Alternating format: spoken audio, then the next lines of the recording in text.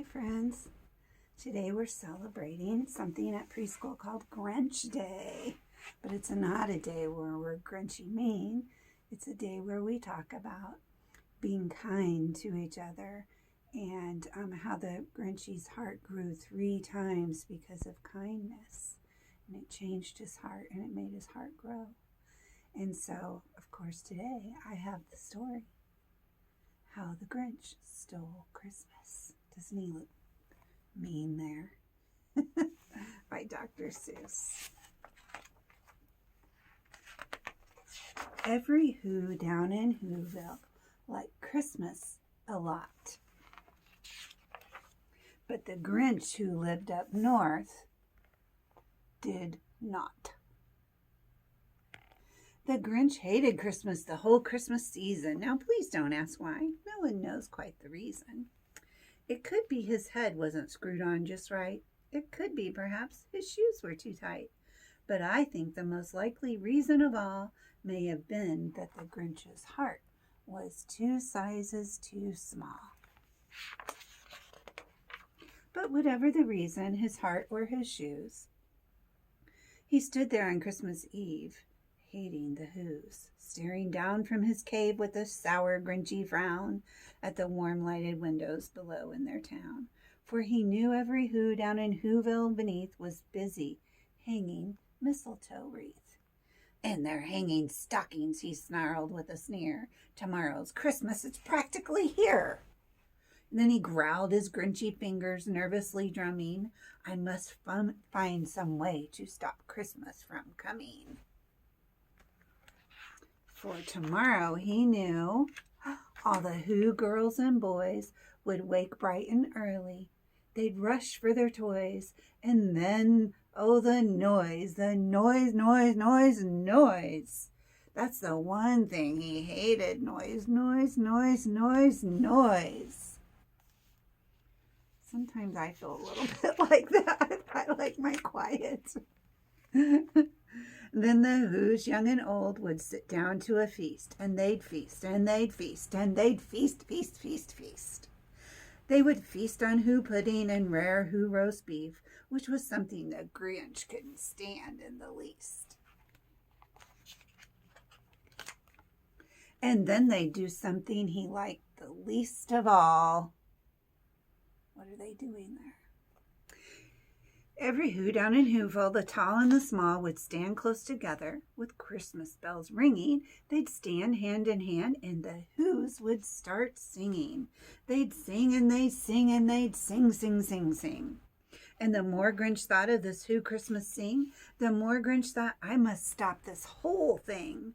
Why, for 53 years I've put up with it now. I must stop Christmas from coming. But how? Oh no, and then he got an idea, an awful idea. The Grinch had a wonderful, awful idea. I know just what to do, the Grinch laughed in his throat. He made a quick Santa Claus hat and a coat, and he chuckled and clucked, this is a great Grinchy trick. With this coat and this hat, I look just like Saint Nick. All I need is a reindeer. And the Grinch looked around, but since reindeer are scarce, there was none to be found.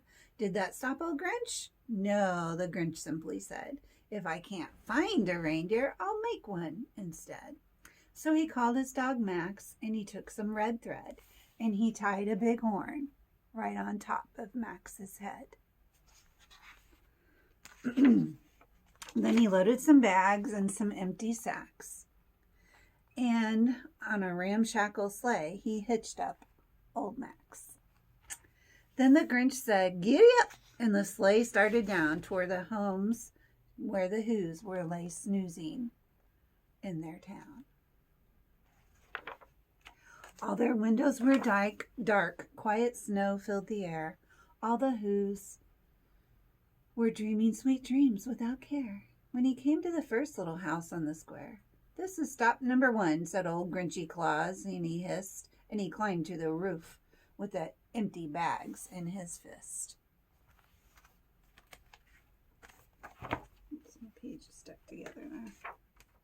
Then he slid down the chimney, a rather tight pinch. But if Santa could do it, so could the Grinch. He got stuck only once for a moment or two. Then he stuck his head out of the fireplace flue. And the little Who stockings were all hung in a row. These stockings are the first to go. And then he slithered and slunk with a smile most unpleasant around the whole room, and he took every present. The pop guns and bicycles and roller skates, drums, checkerboards, tricycles, popcorns, and plums. And he stuffed them in his bag. And then the Grinch very nimbly stuffed all the bags, one by one, up the chimney. What's his Grinchy trick he's doing? He's taking everything, isn't he? Then he slunk to the icebox. He took the Who's feast. He took the Who pudding. He took the roast beast. He cleaned out that icebox as quick as a flash. Why, that Grinch even took the last can of Who hash. So, in the book, it's calling it an icebox. That's what you guys maybe think it's the refrigerator. Then he stuffed all the food up the chimney with glee, and now the Grinch says, I'll stuff up the tree. And the Grinch grabbed the tree, and he started to shove when he heard a small sound like a coo of a dove. He turned around fast, and he saw a small Who. The Grinch had been caught by this tiny Who daughter who had gotten out of bed for a cold cup of water. She stared at the Grinch and said, Santa Claus, why? Why are you taking our Christmas tree? Why? But you know, the old Grinch, he was smart and he was quick and slick, and he thought up a lie and he thought it up quick.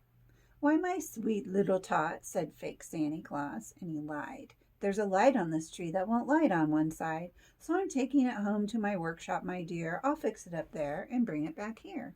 He's tricking her, isn't he?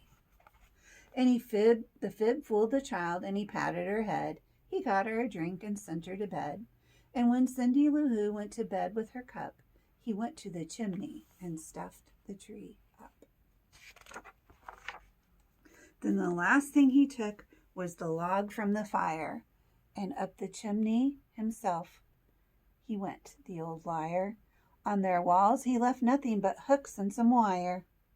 And the one speck of food that was left in the house was a crumb that was even too small for a mouse. Then he did the same thing to all the other Who houses, leaving crumbs too small for even those mouses.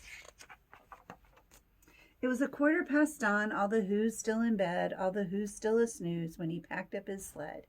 He packed up their presents, their ribbons, their wrappings, the tags and the tinsels, the trimmings and trappings.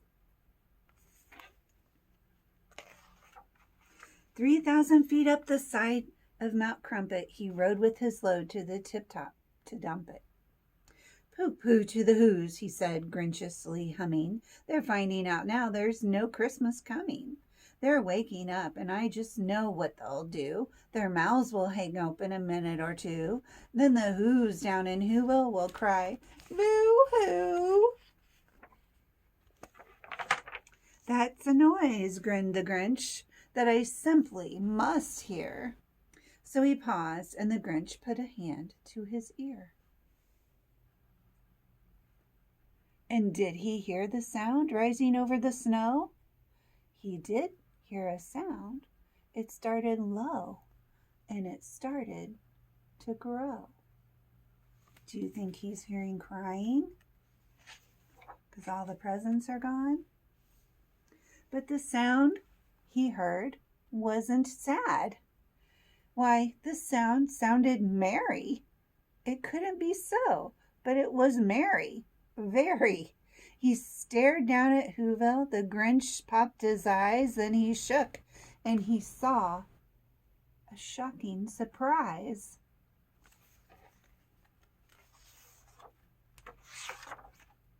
Every down in Whoville, the tall and the small, was singing. without any present at all. He hadn't stopped Christmas from coming. It came. Somehow or another, it came just the same.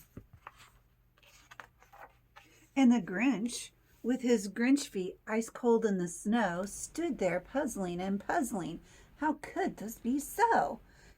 Christmas came without ribbons. It came without tags. Christmas came without packages, boxes, or bags.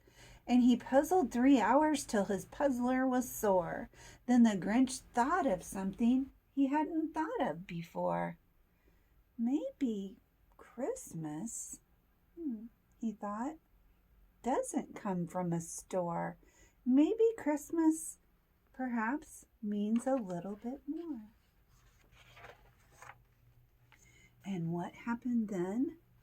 Well, in Whoville they say, the Grinch's small heart grew 3 sizes that day.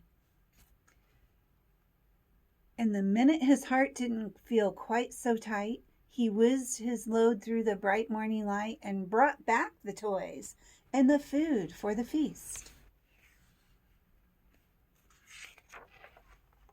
He himself, the Grinch, carved the roast beast. So he saw that the Whos in Whoville were still happy. They still had each other. They still could sing Christmas carols together and be together. And when Grinch saw that, it made his heart grow, right? And he took everything back. So I hope that you guys will feel your heart grow. And one way that you can feel your heart grow is if you do something nice for someone today. Maybe you could take out the trash. Maybe you could pick up your toys, make your bed. Maybe you could scratch your mommy's back or your daddy's back. Maybe you could feed your pet. And when you do nice things for other people, it makes your heart grow and it makes you feel good. And just the same when someone does something nice for you too. It makes you feel good if someone does something nice for you. But when you do something nice for someone else, it makes you feel good too. All right. Well, you guys have fun, and I'll see you later. And have fun having a Grinchy day. Maybe wear green today. I have a Grinchy shirt on and my Santa hat to remember Grinch Day today and to be nice to someone today. And have fun doing your crafts. And we will see you later.